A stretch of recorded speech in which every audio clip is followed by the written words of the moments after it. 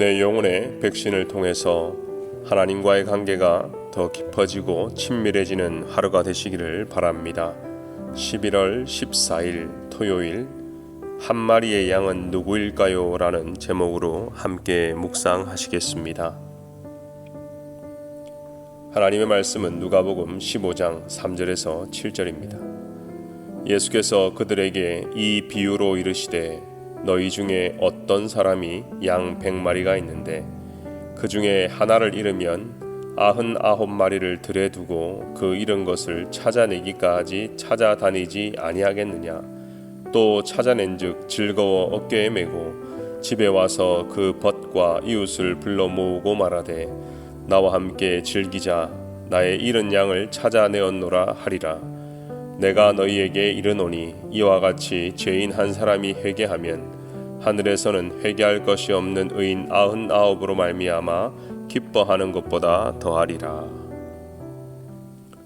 짧은 인생이지만 5년 정도 미국에 살면서 느끼는 것은 2020년 현재를 살아가는 청년들이 정말 결혼하기 어렵겠구나 하는 생각을 가끔씩 하게 되었습니다.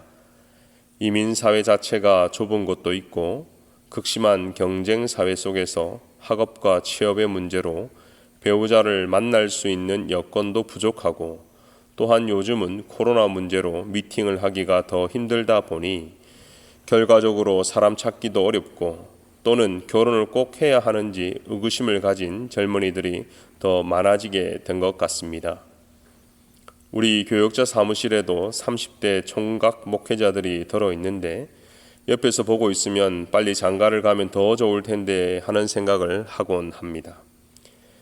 결국 사랑은 타이밍이다. 너의 결혼식이라는 영화에서 남자 주인공의 마지막 대사입니다.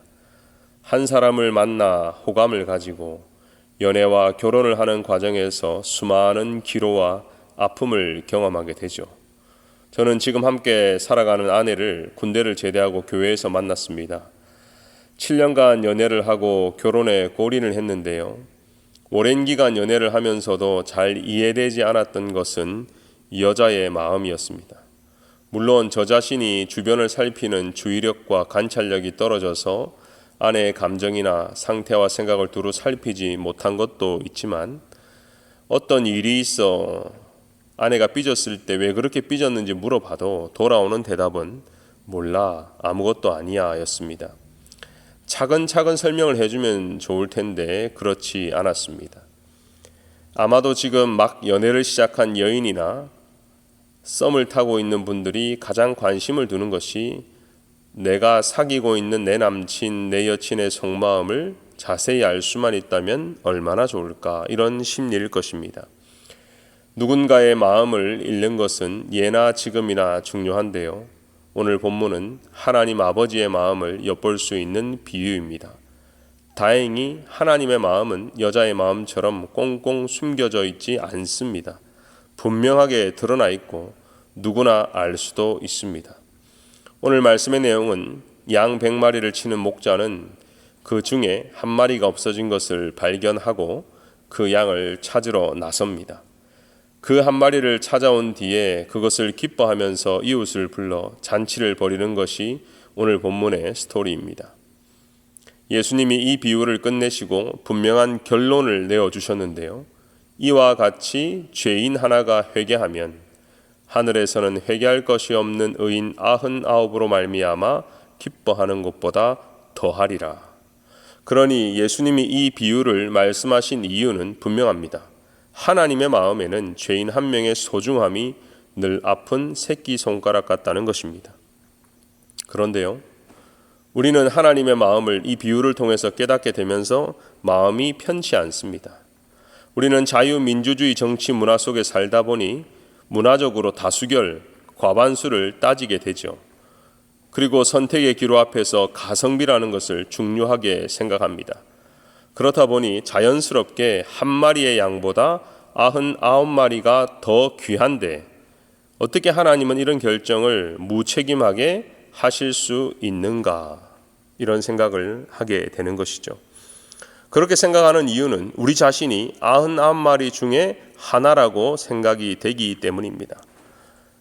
한 마리 때문에 우리 모두가 피해를 입게 된다는 생각을 하게 되는 것이죠. 하지만 관점을 바꾸어서 우리가 잃어버린 한 마리라고 생각이 되면 생각이 달라집니다. 하지만 대부분 나는 잃어버린 한 마리는 아니겠지 하는 마음에 이런 관점의 변화를 시도조차 하지 못하는 것이 현실입니다. 일반적으로 교회에서 이런 양 찾기 운동을 하면 불신자 또는 예전에는 교회 잘 나오다가 시험에 들었다든지 다른 성도와의 관계의 문제로 지금은 잘 나오지 않는 분들을 생각하게 됩니다. 동일하게 2000년 전 이 비유를 듣고 있는 사람들도 비슷한 생각을 한 것 같습니다. 제가 오늘 본문의 서두인 15장 1절과 2절을 읽어드리겠습니다. 모든 세리와 죄인들이 말씀을 들으러 가까이 나아오니 바리새인과 서기관들이 수군거려 이르되 이 사람이 죄인을 영접하고 음식을 같이 먹는다 하더라. 예수님이 그들에게 비유로 이르시되. 한 마리의 잃은 양 비유를 듣는 자들은 바리새인과 서기관들이었습니다.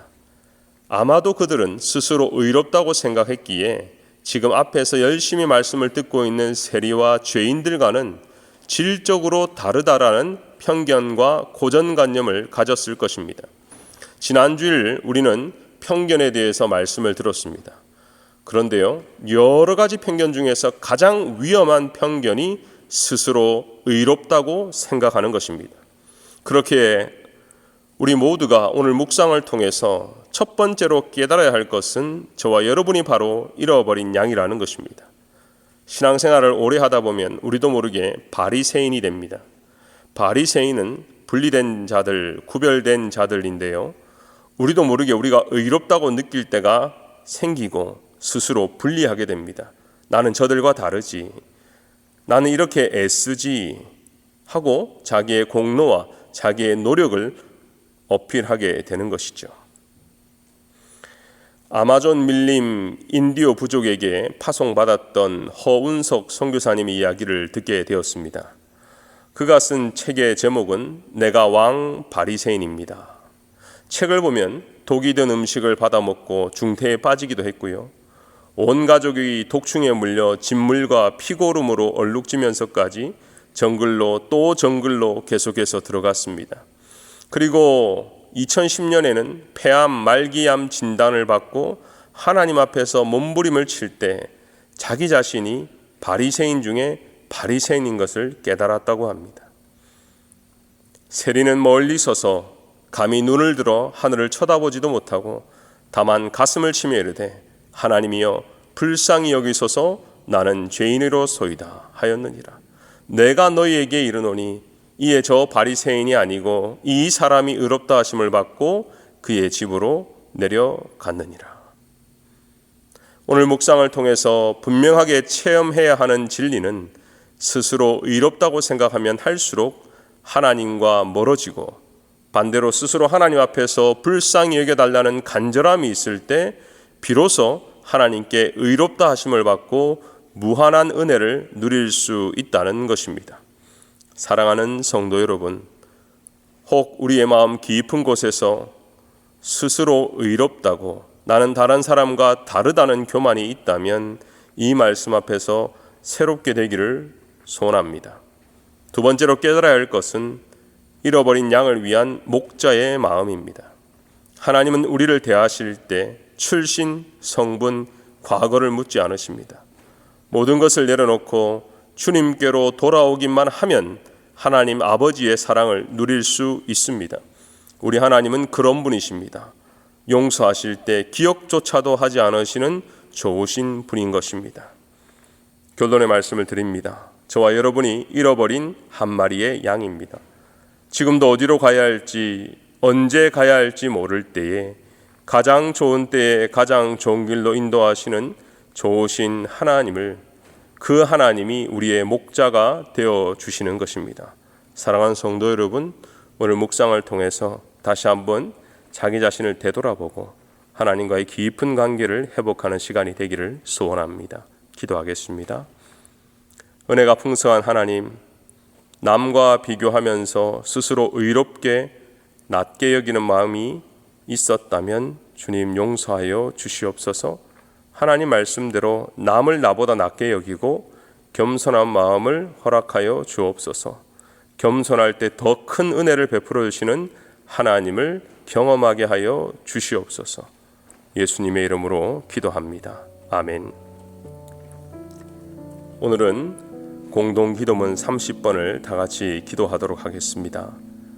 각 가정의 부모가 먼저 하나님의 말씀 위에 든든히 세워져 가게 하시고 이들을 통해 믿음의 대가 끊어지지 않고 자자손손 이어져 갈 수 있도록 축복해 주옵소서. 다 같이 기도드리겠습니다.